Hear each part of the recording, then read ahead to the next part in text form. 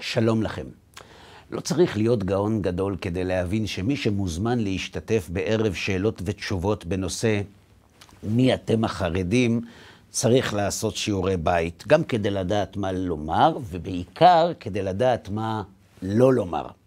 לכם זה אולי נראה קצת מורכב להשתתף בדיון כזה, אבל אני יכול לגלות לכם שרוב מכריע של השאלות שנשאלות בערב כזה, חוזרות על עצמם, שהרי עם כל הכבוד יש גבול לכמה שאלות המילה חרדים יכולה לייצר. מה שבכל זאת מורכב בערב כזה, זו לא התשובה עצמה, אלא הצורך לדחוס כמות עצומה של מידע בכמה משפטים, וזה מה שהופך אירוע מסוג כזה לאירוע שבלי סייעתא דשמיא קשה לצלוח אותו בשלום.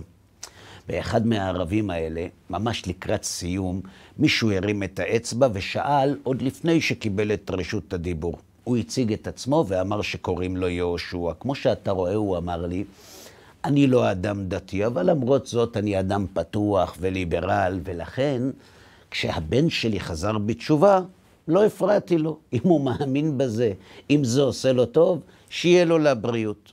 אבל למרות כל מה שאמרתי, ישנם דברים, אמר לי יהושע, שאני לא מצליח להבין. בקיצור, אהרון, השאלה שלי היא, מה הבעיה של החרדים עם העיניים?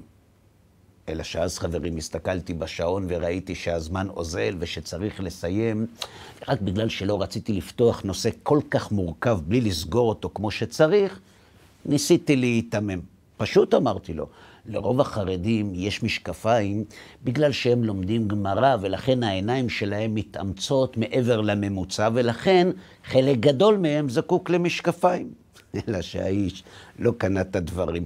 אני לא מתכוון למשקפיים, אהרון, אני מתכוון למה שאתם קוראים שמירת העיניים. אז אל תסובב אותי, זה הרי לא סוד שלא מעט אנשים חרדים משפילים את העיניים כשהם עומדים מול הפקידה בבנק או מול הקופאית בסופרמרקט. והשאלה שלי היא, למה? מה כל כך בעייתי בזה? איפה כתוב שזה אסור? באיזו מצווה זה מתנגש? למה מאז שהבן שלי חזר בתשובה, הוא התחיל להסתכל למטה? תגיד, זה נראה לך מכבד? אתה לא חושב שזה מעליב לא להסתכל בפניו של אדם שאתה מדבר איתו? כשהבנתי שאני לא אצליח להתחמק ממנו, ניסיתי להסביר. אתה צודק יהושע, אמרתי לו, זה נכון שיש לא מעט יהודים שומרי מצוות שיש להם בקרה על כוח הראייה שלהם. אבל כדי להבין את הסיבה להתנהגות הזאת, אנחנו צריכים לבדוק לפני כן אם אנחנו תמימי דעים באשר לעוצמה האדירה שגלומה בחוש הזה. בעוד שבעולם המערבי מקובל לחשוב שכוח הראייה הוא עוד חוש שמאפשר לאדם לקלוט מידע על הבחוץ, ביהדות לכוח הראייה שמור מקום של כבוד. על פי תורת ישראל, כוח הראייה הוא החוש המשפיע ביותר על הרבדים הכי עמוקים בנפש האדם, אבל לא פחות חשוב מכך, אמרתי לו, הוא חוש שמחבר את הרואה עם מה שהוא רואה, והופך את מה שהוא רואה לחלק ממנו ממש. אתה לא חייב להסכים איתי על הקביעה הזאת, אבל בהנחה שאני צודק, אם כל מה שהיית מתבונן בו יהושע היה נדבק אליך, היית מסכים שחוש הראייה זקוק להגנה? בהחלט, אמר לי יהושע, אבל זה הרי לא קורה. כשאני מסתכל, אהרון, על שק מלא מזומנים שבלדר כספים אוסף מהבנק, אני הופך למיליונר, בפירוש שכל מה שאני רואה הופך להיות חלק ממני. זה הרי לא קורה במציאות. יכול להיות, אמרתי לו, אבל בשאלה ששאלת אותי איפה זה כתוב בתורה, ולא אם זה נכון או לא נכון. אז זה כתוב במפורש, בפרשת השבוע. בפרשת האזינו, אחרי שמשה מלמד את בני ישראל את השירה שהקדוש ברוך הוא ציווה עליו ללמד אותם, הקדוש ברוך הוא אומר למשה לעלות להר נבו ולראות את הארץ מרחוק. שנאמר, עלה אל הר ההרים הזה, הר נבו, אשר בארץ מואב, אשר על פני יריחו, וראה את ארץ כנען, אשר אני נותן לבני ישראל לאחוזה. כי מנגד תראה את הארץ, ושמה לא תבוא אל הארץ אשר אני נותן לבני ישראל. אלה יהושע, שהפסוקים האלה, אמרתי, לא מעוררים שאלה קשה. זה שמשה לא נכנס לארץ, למרות כל שנות הנדודים במדבר, אנחנו יודעים. אז בשביל מה לראות אותה? איזו תועלת תצמח למשה מלראות את הארץ שהוא לא נכנס אליה? זה הרי יגרום לו לצער יותר גדול, לא? אלא שכאן בדיוק יהושע, התורה מלמדת את היסוד שסיפרתי לך עליו. אחרי פרשת האזינו, בפרשת וזאת הברכה, התורה מתארת את הברכות שמשה ברך את בני ישראל לפני מותו. לכן הקדוש ברוך הוא מצווה את משה לראות את הארץ. למה? כדי שהוא יוכל לברך אותם. בציווי לראות את הארץ, התורה מגלה לנו את הכוח העצום שטמון בחוש הראייה.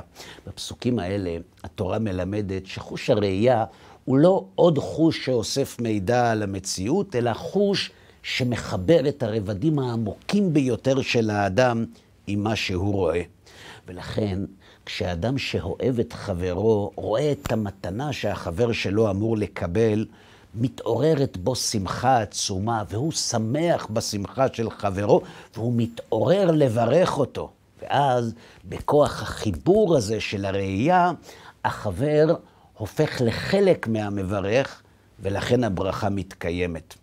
לעומת זאת, כשאדם שונא את חברו והוא רואה את המתנה שמיועדת לזה שהוא שונא, הוא מתקנא בו.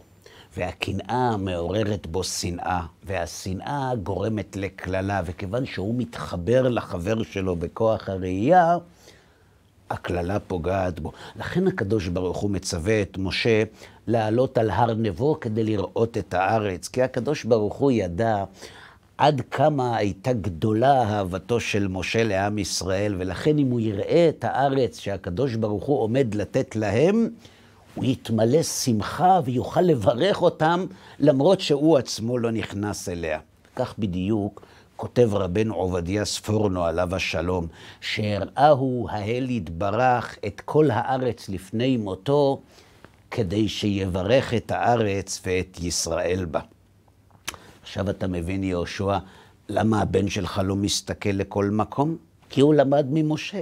הבן שלך יודע שהוא עדיין לא משה רבנו, ולכן בגלל שהוא לא מושלם, כשהוא יסתכל איפה שלא צריך, זה יכול לעורר בו קנאה או תאווה, ואז גם אם הוא לא רוצה, התחושות השליליות האלה יכולות לדבוק במי שהוא מסתכל עליו. בגלל זה הוא לא מסתכל. הוא לא מסתכל איפה שלא צריך, בגלל שהוא מכבד ודואג לזולת, ולא להפך. בגלל שהוא מכיר בעוצמה האדירה של כוח הראייה, ובעובדה שהחוש הזה מחבר אליו את כל מה שהוא מסתכל עליו. ורק בגלל שהוא לא רוצה לפגוע באחרים עם העיניים שלו, הוא משתמש בהם בתבונה. תחשוב יהושע, איך היית מגיב אם מישהו היה משחק לידך באקדח טעון ומכוון אותו לעברך בטענה שהוא רק מכוון אותו אליך ולא נוגע בך? היית מסכים? שבת שלום.